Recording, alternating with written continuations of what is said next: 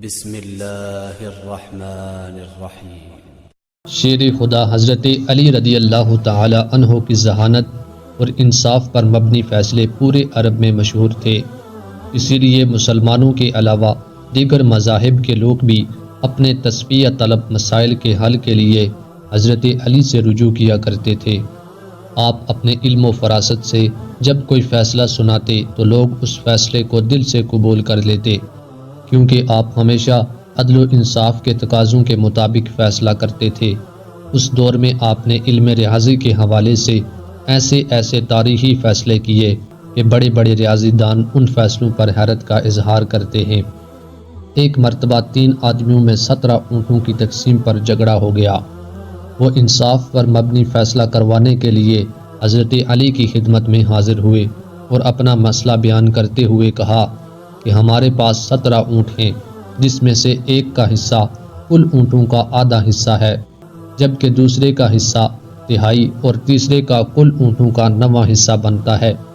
اگر اونٹوں کو ذبح کر کے تقسیم کیا گیا تو کوئی فائدہ نہیں ہوگا، اس لیے آپ کوئی ایسی تدبیر بتا دیں کہ اونٹ ذبح کیے بغیر ہمارے درمیان تقسیم ہو جائیں اور ہمارا آپس کا جھگڑا ختم ہو جائے۔ حضرت علی نے ان تینوں کی بات سننے کے بعد بیت المال سے ایک اونٹ منگوایا اور ان 17 اونٹوں میں شامل کر دیا۔ اب اونٹوں کی کل تعداد 18 ہو گئی تھی۔ آپ نے بتائے گئے حصوں کے مطابق اونٹوں کی تقسیم شروع کر دی۔ آپ نے پہلے شخص جس کا حصہ تمام اونٹوں میں آدھا تھا اسے 18 اونٹوں کے آدھے حصے یعنی 9 اونٹ دے دیے۔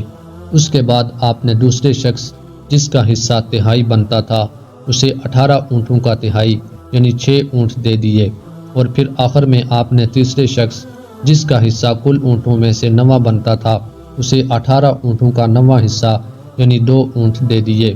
اس طرح آپ اپنی ذہانت اور دانشمندی سے تینوں آدمیوں میں بالترتیب پہلے کو 9، دوسرے کو 6 اور تیسرے کو 2 اونٹ جن کا کل 17 بنتا ہے بغیر کاٹے تقسیم کر دیے، جبکہ ایک اونٹ جو بیت المال سے منگوایا تھا اسے واپس بیت المال بھجوا دیا گیا۔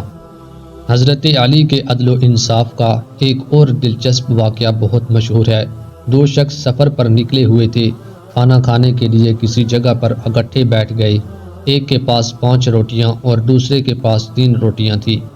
اسی دوران وہاں سے ایک تیسرے شخص کا گزر ہوا۔ دونوں نے اس تیسرے شخص کو اپنے ساتھ بٹھا لیا اور مل کر روٹیاں کھانے لگے۔ کھانے کے بعد تیسرا شخص وہاں سے جاتے ہوئے دونوں کو روٹی کی قیمت کے طور پر 8 درہم دے گیا۔ اب ان دونوں میں 8 درہم کی تقسیم پر جھگڑا شروع ہو گیا۔ جس کے پاس 5 روٹیاں تھیں اس کا کہنا تھا کہ روٹی کے حساب سے اس کے 5 درہم اور دوسرے کے 3 درہم بنتے ہیں، جبکہ دوسرا جس کے پاس 3 روٹیاں تھیں وہ 8 درہم برابر تقسیم کرنے پر بازد تھا۔ آخر کار دونوں یہ معاملہ لے کر حضرت علی کی خدمت میں حاضر ہو گئے۔ آپ نے ساری بات سننے کے بعد 3 روٹی رکھنے والے شخص سے فرمایا، تمہارا ساتھی جو تمہیں دے رہا ہے اسے قبول کر لو، کیونکہ انصاف کے مطابق تمہارے حصے میں صرف 1 درہم آتا ہے۔ یہ سن کر وہ شخص حیران ہو گیا اور عرض کیا، آپ مجھے سمجھا دیں کہ کیسے میرا حق صرف 1 درہم بنتا ہے۔ آپ نے فرمایا کہ روٹیوں کی کل تعداد 8 تھی اور کھانے والے تم 3 آدمی تھے۔ اگر ایک روٹی کے 3 ٹکڑے کیے جائیں تو 8 روٹیوں کے کل 24 ٹکڑے بنتے ہیں، جو تینوں میں برابر تقسیم کریں تو ہر ایک کے حصے میں 8 روٹی کے ٹکڑے آتے ہیں۔ تم نے اپنی 3 روٹیوں کے 9 ٹکڑوں میں سے 8 ٹکڑے کھا لیے اور باقی 1 ٹکڑا بچا، جبکہ تمہارے ساتھی نے اپنی 5 روٹیوں کے 15 ٹکڑوں میں سے 8 ٹکڑے کھائے تو باقی 7 ٹکڑے بچے۔ اس طرح تیسرے شخص نے تمہاری روٹیوں میں سے 1 ٹکڑا کھایا اور تمہارے ساتھی کی روٹیوں میں سے 7 ٹکڑے کھائے، لہذا انصاف کے مطابق تمہارا 1 درہم اور تمہارے ساتھی کے 7 درہم بنتے ہیں۔ اس منصفانہ تقسیم پر دونوں متفق ہو گئے اور 5 روٹی والے نے 7 درہم اور 3 روٹی والے نے 1 درہم لے لیا۔